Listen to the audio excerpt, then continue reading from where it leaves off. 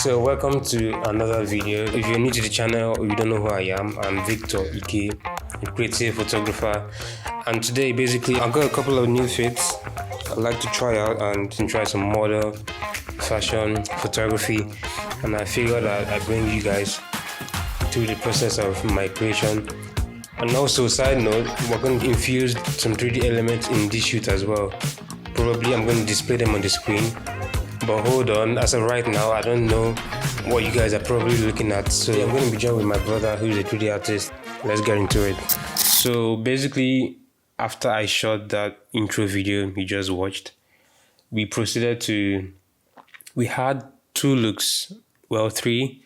We had one with the rock. This is the lighting setup. Just one light from on top, the key light.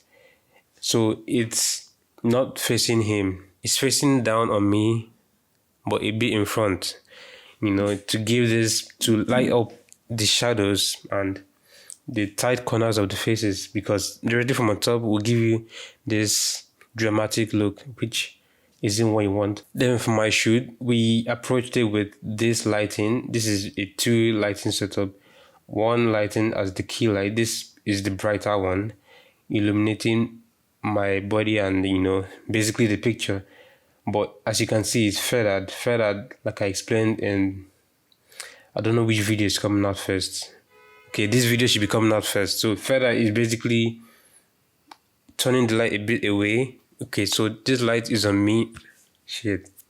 This light is on me. Feathering the light is on me, but a bit away. So you can see here, it's on me, but it's actually more to my front than on me. And what this does is to make the skin softer so that you don't do too much in your retouch. That's one thing most people do not know. When you feather your light, it makes your skin a lot smoother, and I also find that it preserves the skin tone better.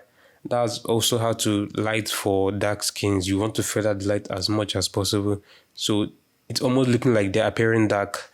Maybe in the future I'll do a more detailed lighting video, for like how to expose for dark skin. And for the second light, it's just basically a back or side light illuminating this part of my body, from the back. And for the last look, this is my lighting setup.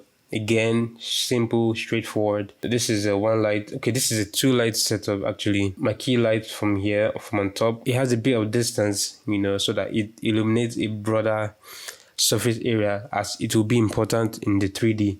Now for the second lighting, it's a bit off to my left, which is the right of the picture. Very little power. You can see it from the shadow directions, So for the 3D, first of all, we had to create the environment. You want to recreate the same set, which here is a white backdrop, and recreate this exact same lighting to the last detail, to ensure easy compositing in Photoshop.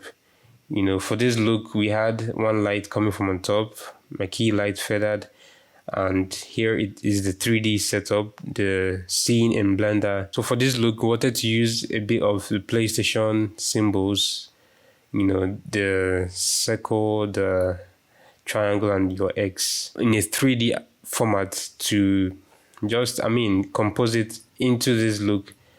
And like I said, with the same lighting and everything, I used Photoshop to composite it, blending the shadows into the real scene, blending the colors using the curves and the level adjustment layer, and then I gave everything a general color grade to make it so seamless.